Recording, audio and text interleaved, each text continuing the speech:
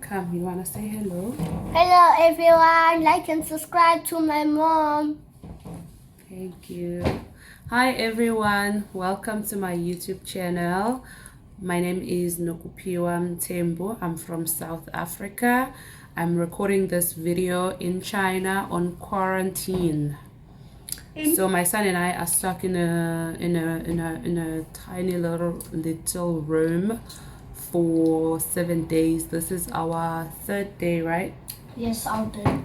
Yeah, this is our third day. So in this video, I'm just going to share my experience of what I went through in the past six months. Yeah. 6 months, and the lessons that I've learned, and just to put a disclaimer, in no way, with everything that I'm going to say, in no way am I trying to change everyone's beliefs or make everyone feel a certain way about certain things. I'm just sharing my experience and my lessons, and I'm gonna try and make this video as brief as possible because it's a lot of things that happened, and there's a lot of details that I'm going to leave out, because if I dive deep into them, then it's gonna make this video very, very long. But I might do follow-up videos after that just to explain some things. So I've been in China. I've been working in China for 4 years. This is my 4th year. This is my 4th year. I came to China in 2018.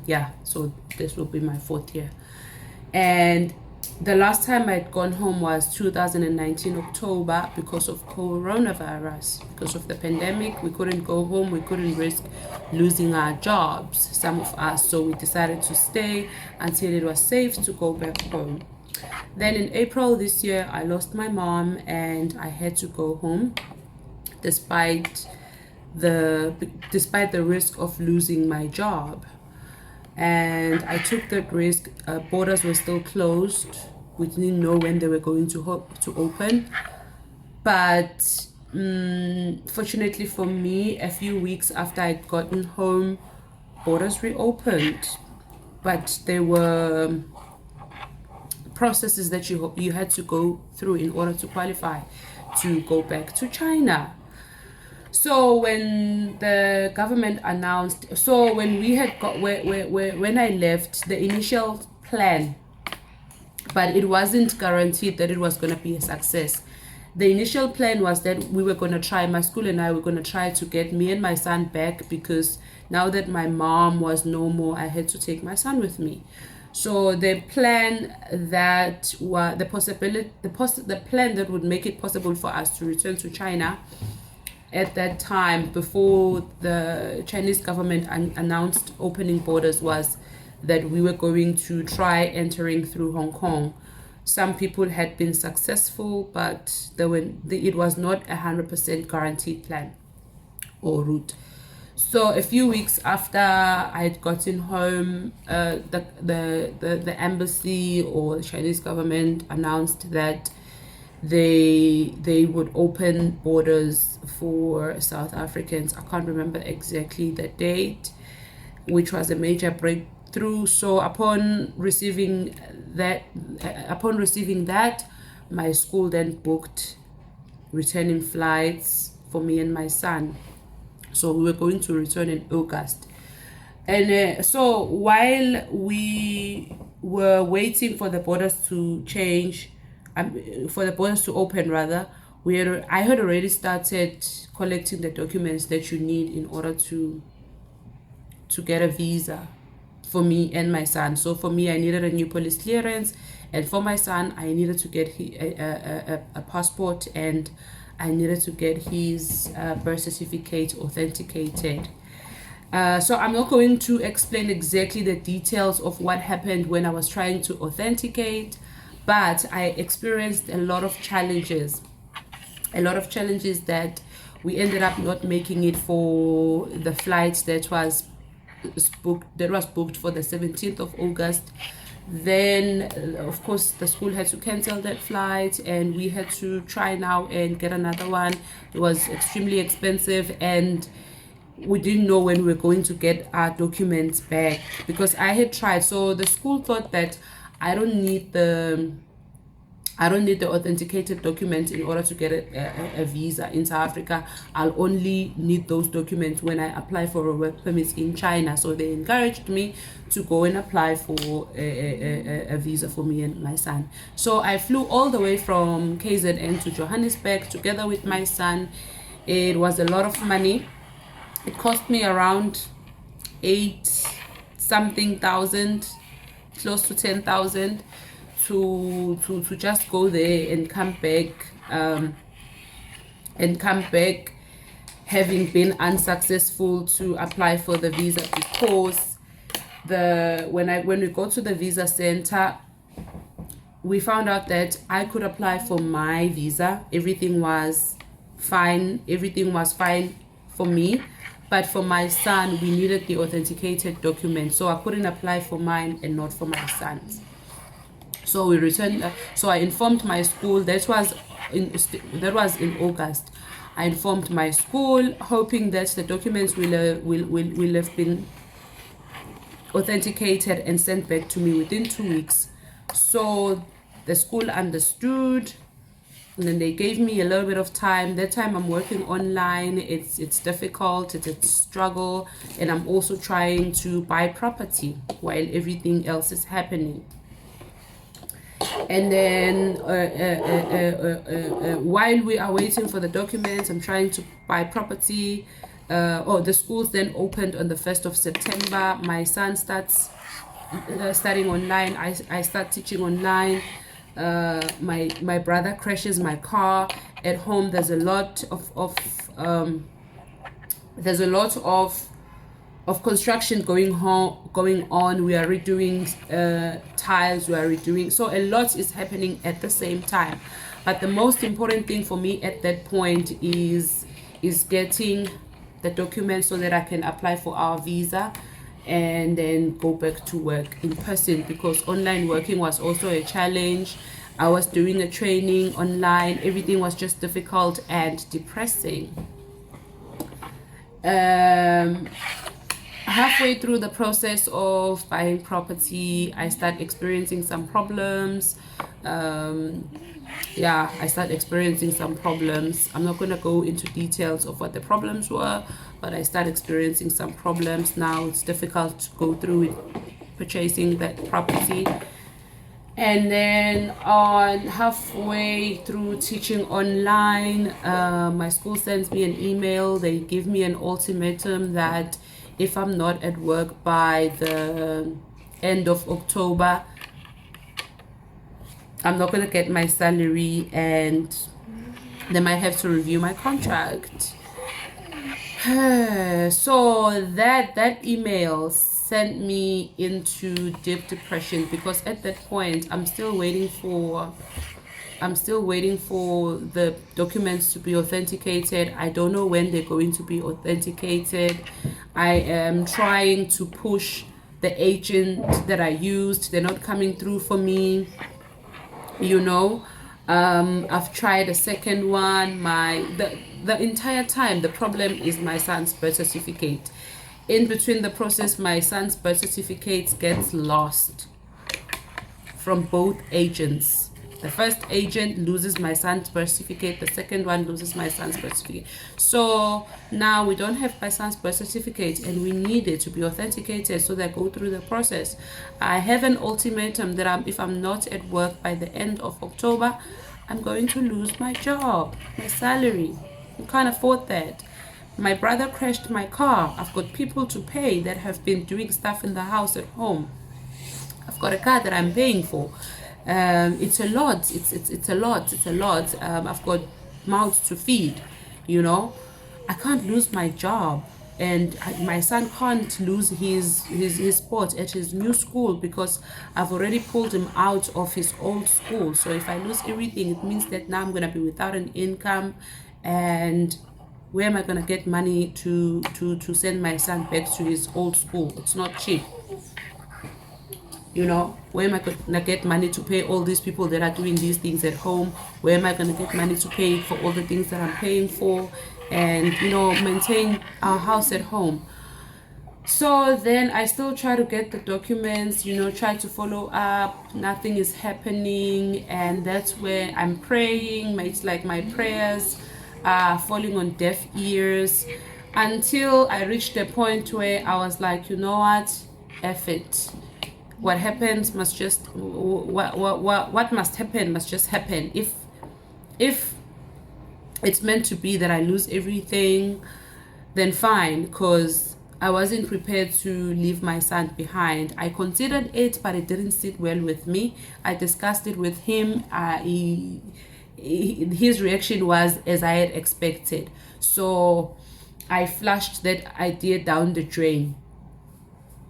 So then I reached a point where I was like, you know what, I'm not living without my son. If I lose everything, I lose everything. That's fine. Oh, so what I did when my school gave me the ultimatum, I booked a return flight. A flight for both me and my son for the 26th of October. So now at the embassy, you can only apply for your visa on Wednesday and collect it the next Wednesday. So when I booked for my son's when I booked our flights, I didn't have the documents. I don't know when we're going to get it. So I literally gambled with my money and booked a flight ticket so that I could show my school that we are serious about returning back. I've booked tickets already, but the problem is this. So now I wait and try and get depressed and cry and curse and give up and motivate myself, and you know, it's just a cycle for me. 1 minute I'm feeling highly motivated. I believe that when I wake up, I'm gonna wake up with news that the police clearance is the documents have been authenticated and they're on their way. But every time I check, nothing, and days are going. So it came to a point where it came to a week where it was 2 weeks before Golden Week. So Golden Week is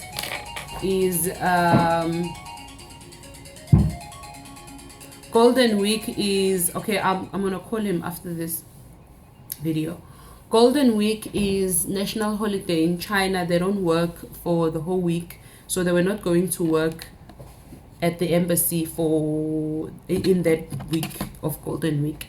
So it was 2 weeks before Golden Week, and my documents had to be at the embassy within these 2 weeks, so that the week after Golden Week they are authenticated. They had to be authenticated the week after Golden Week, so that after Golden Week, I can go and apply for our visa and make it in time for our flight on the 26th, right? So then there's this agent that I was communicating with, that I had sent my documents to. You know, we were not understanding. It was just like there was a demon there. We're not understanding each other. 1 minute she understands me, another minute she doesn't understand. So then the week before Golden Week,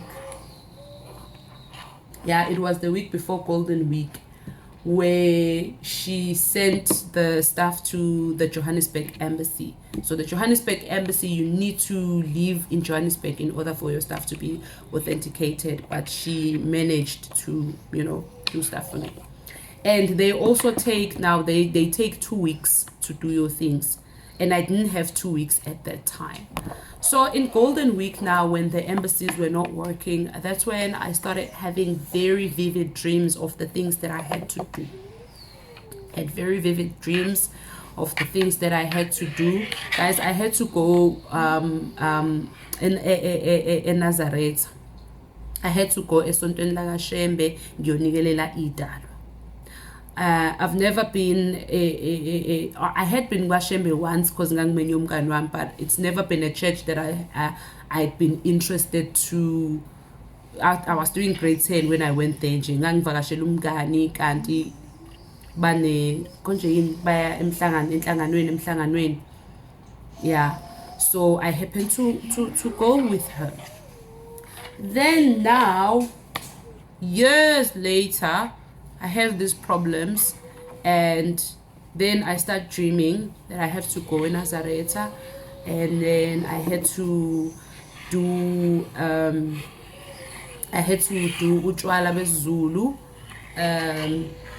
Yeah, I had to consult somebody who was going to give me direction of what I had to do. And I dreamt, okay? So my brother gave me a contact of somebody that it was somebody that his girlfriend had gone to. So my brother gave me her contact rather. My brother gave me her contact, and when I had the contact, I dreamt of that person. So when I went to that person, she gave me the instructions of what I had to do. I had to do ilati. She was going to help me do it. Guys, so that week when I was doing all those things, so on a Saturday, I went to Nazareta. I went to Dalwa, and when I came out of the church, because when I was in the church, when I finished offering lapha embengeni, my spirituality manifested. My spirit manifested, and they had to get me out. And when I stepped outside, it was like I saw the light. It was like I remember saying that and then they were like, so everything that is bothering me now kuzolunga. And those were just the people that had helped me with right? And then I carry on. Okay, after Nazareta, then ngesikhathi ngenza process guys in kuyaqala manje buying a property kuyalunga, and then my documents are getting authenticated. I am getting messages and calls that my documents will be ready within that week. I had started doing these documents, guys, in April, and this is the beginning of October, where everything is suddenly happening because I'm doing all these things that I had dreamt about. So I did iladi. I went to Nazareta as per instructions by the dreams, and having confirmed everything. Oh wait, when I had the dreams, right? I had the dreams. I didn't do anything about the dreams. The last dream, which was very vivid, I remember it was on a Tuesday or on a Monday night. And my friend, I didn't share any of this. What I was going through, it was just me and my family because they were there with me. But I wasn't talking to anyone about it. What I had said to my friends was that I was in a dark place and I didn't want to talk about it. So they didn't know whether I was still in South Africa or whether I was experiencing difficulty. They didn't know what was going on because I didn't share with anyone. Yeah. Then after those dreams, because I kept on having these dreams but I was ignoring them, then my friend called me. It was after this one very vivid dream. My friend called me on a Tuesday and she confirmed. It was like she was sent by someone. She confirmed everything that I had dreamt. That's when I started taking action. Taking action. She called me. It was a Thursday. That Thursday I went and to look for a nearest Nazareth church that I would go to on the Saturday, and I went and I did iladi, and literally the following week I had the documents authenticated. My flight was on the 26th of October. Our flight rather was on the 26th of October. I received the documents, or the documents got authenticated the week of the week, or I got them rather ezandleni zami afika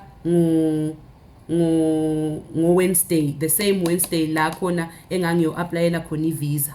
Because remember I said you would apply for a visa on a Wednesday and go to the embassy the next Wednesday to collect it. So mina i-agent ingitshela ngolwesine ukuthi ngolwesine la ngomhla ka 13 it was the 13th. Ngolwesine la ngomhla ka 13 ukuthi ama documents asekhona. So mina ngenze njani? Ngibook appointment because you have to make an appointment. Ngibook appointment, guys. If I didn't receive those documents, if I didn't receive that message that day, we weren't gonna make it for our flight on the 26th. So the same time ngithola leyo message leyo from i-agent, ngibook appointment for uLwesithathu lolo landelayo because it's Thursday. So ngibooka appointment for the following Wednesday to go to the embassy to apply for our visas. I went and I applied, successfully applied. The documents were with her in Johannesburg and I'm in Richards Bay. So I informed her not to send the documents to me. They must just take them to Postnet in Pretoria and I will collect them there. I remember when the driver took the documents to Postnet in Pretoria and the guy didn't want to take the documents, because they don't do that. I had to beg the guy to take the documents and keep them there until Wednesday. Until the guy agreed. So then on Wednesday I flew to thingy. On Wednesday I flew to the embassy in Johannesburg and then collected the documents in Postnet, went to apply for our visas. It was successful. Hence the next Wednesday we collected our visas in the morning and in the evening we flew to China. We flew to China. So in this whole experience I learned ukuthi as much as I may have not known about this, they are communicating with me through my dreams, and my conclusion is they are working hand in hand with God, because I don't think that they would have been able to communicate with me and communicate things that I needed to do in order for my breakthrough to take place if it was not well with God. This is my conclusion. This is what I believe, and this is what I choose to hold on to. From now on, I'm acknowledging my ancestors. I acknowledge my ancestors. I had acknowledged them previously, but this time around I take them seriously. If I dream of something and I remember the dream, I need to sit down and think and try to figure out exactly what is it that it needs me to do. Because had it not been for my dreams and had it not been for my friend who called me and woke me up, I would have been jobless, and I don't know what I would have done today. Because my job, I can't afford to lose a job. Not now, not currently. Maybe in a few years to come, because I'm currently trying to invest into things, but not now. So I'm gonna stop here because this video is already long. Yeah, I'm gonna stop here. Do like this video or not, and please subscribe to my channel. I can subscribe. My mom is trying to get to 100,000 subscribers. Yes, I wanna try at the end of the year. That's our goal. Okay. And 300,000 likes at the end of the year. At the end of the year.